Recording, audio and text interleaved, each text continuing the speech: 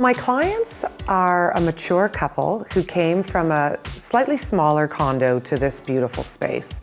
I knew I had to integrate a lot of their beautiful English antiques with a lot of new modern transitional pieces. We did basically a full makeover of the condominium. One of my favorite details in the condo is how we painted in some of the rooms, the walls and the woodwork, everything one color and one sheen. And I was sort of inspired to do this after coming back from a trip to the UK with my family. And I just love how the Brits do this all over the place. And it gives such a serene look to a space. The living room is the grandest room in the condo. We basically did it like a traditional living room.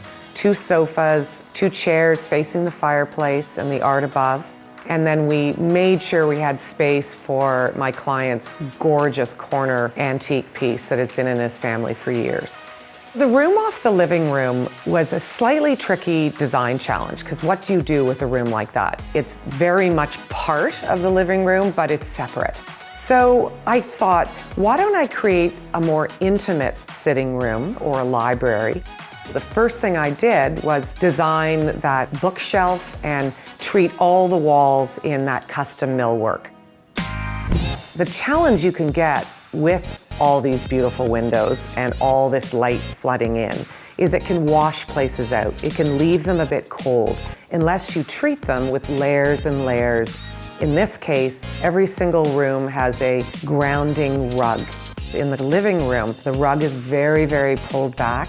In the sitting room, because it has so much light, I went with a really, really strong, colorful rug. It's a very, very cozy room, but it still feels like it flows from the living room.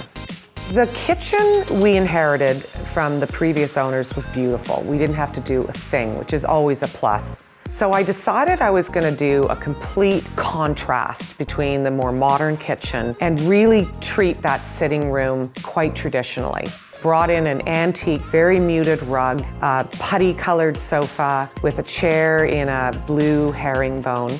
And you know, they spend 80% of their time in there. It's very cozy, very warm, very inviting, but I think the only way I could have gotten there is if I did go that sort of trad route. The front hall was the last room I tackled. I thought, wouldn't it be fantastic to do an ombre wallpaper that had all the colors that I'd brought into the condo. I found this beautiful wallpaper from Designer Guild, and I just love how it really does set the tone for the rest of the condominium. My client has an absolutely amazing art collection.